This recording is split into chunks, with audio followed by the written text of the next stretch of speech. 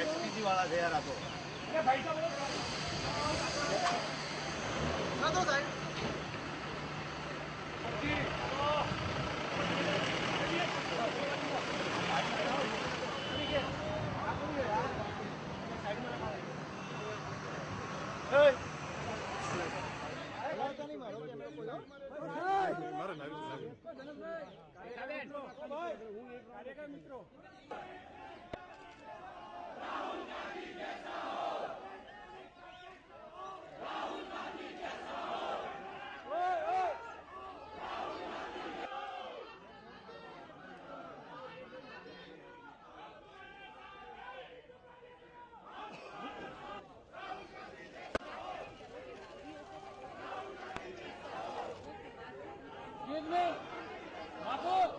बाबू बाबू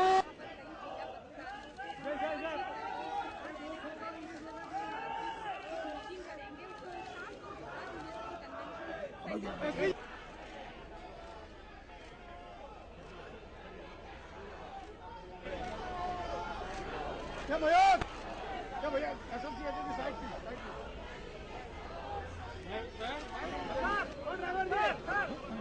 driver जी ये दोनों साथ को ऐसा नंबर प्लेट को यार दे दो उनको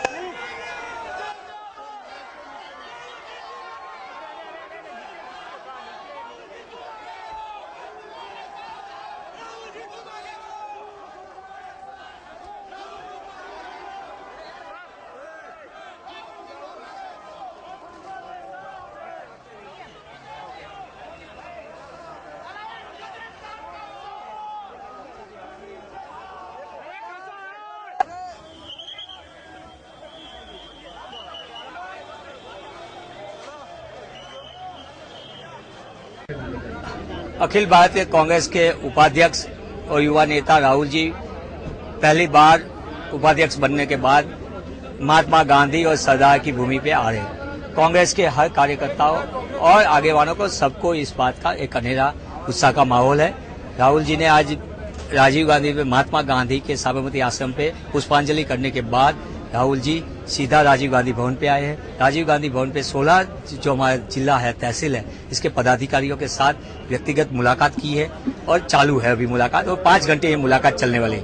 तो मैं मानता हूं कि राहुल जी का ये सीधा संवाद कार्यकर्ताओं को, आगेवानों को एक अलग सा मार्गदर्शन मिल रहा है। कांग्रेस ने जो सामाजिक बदलाव के लिए और सामाजिक अधिकार के लिए पिछड़े लोगों के लिए, दलित और आदिवासी सभी लोगों के लिए जो अधिकार दे रखी है, वो अधिकार लोगों के बीच में पहुंचना चाहिए, वो राहुल जी का कहना है। और कांग्रेस के कार्यकर्ता और आगेवानों को इसमें काम करना चाहिए। दूसरा एक मार्गदर्शन के सबके संवाद करने के बाद इससे कांग्रेस भी मजबूत होगी और इससे कांग्रेस मजबूत होने के बाद लोकतंत्र भी मजबूत होगा। राहुल जी ने लोकशाही के लिए एक बहुत अलग सा माहौल बनाया है। मैं मानता हूं इसके लिए गुजरात कांग्रेस में एक आगे उत्साह मिल रहा है और आने वाले दिन में कांग्रेस को ये बहुत बड़ा फायदा होगा। રાહુલ ગાંધીજી સમગ્ર દેશમાં દરેક રાજ્યોમાં જઈને ખાસ કરીને જિલ્લા વાઇઝ જિલ્લાના કેટેગરી મુજબના તમામ આગેવાનોને સાંભળે છે।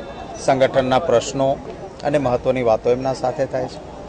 એ પછી જે જુદા જુદા ક્ષેત્રમાં ચૂંટાયેલા પ્રતિનિધિઓ છે, તાલુકા પંચાયત, જિલ્લા પંચાયત, નગરપાલિકા, મહાનગરપાલિકા, એ સ્થાનિક સ્વરાજની સંસ્થાના પ્રતિનિધિઓને પણ સાંભળવાના છે। આવતીકાલે રાજકોટ ખાતેનો એમનો કાર્યક્રમ છે। આજે ગાંધી આશ્રમ જઈને પણ એમણે મહાત્મા ગાંધીજીના હૃદયકુંજમાં સરસ રીતે બધી જ એમની જૂની વાતો, સત્યાગ્રહ વિશેની બાબતોનો અભ્યાસ કરીને ત્યાંના સ્વાતંત્ર્ય સેનાનીઓ, સંસ્થાપકો સાથે પણ વાત કરી છે। આવતીકાલે રાજકોટનો કાર્યક્રમ છે। સમગ્ર દેશમાં યુવાનોનો જે અવાજ હતો કે ક્રિમિનલ્સ એટલે કે ગુનાહિત પ્રવૃત્તિવાળા લોકો એને ચૂંટણી લડવાની અનુકૂળતા ન કરવી જોઈએ, 13 ઓગસ્ટના સર્વ પાર્ટી મિટિંગમાં ભાજપ પણ એ વાતનો આગ્રહી હતું કે ના આ ગુનેગારોને ચૂંટણી લડવા દો, અને ગુજરાતમાં તો આવા ગુનેગારો સજા પામેલા મિનિસ્ટરો પણ છે. ત્યારે રાહુલ ગાંધીજી હતા કે જેમણે દેશના યુવાનોના અવાજને પોતાની જ પાર્ટીમાં મજબૂતીથી રજૂ કરીને ગઈકાલે સમગ્ર દેશે જોયું કે ગુનાહિત પ્રવૃત્તિવાળા ચૂંટણી ન લડી શકે એ માટે ઓર્ડિનાન્સ પણ પાછો ખેંચાવરાયો, અને જે બિલ પણ પેન્ડિંગ હતું એ પાછું ખેંચવાનો નિર્ણય એમણે કરાયો છે. એમને જેટલા અભિનંદન આપીએ એટલા ઓછા છે. યુવક કોંગ્રેસમાં ચૂંટણીનું તત્વ લાવીને લાયક યુવાનોને તક મળે એવી વ્યવસ્થા પણ એમણે જ ઊભી કરી. કોઈ પોલિટિકલ પાર્ટીમાં આ વ્યવસ્થા નથી.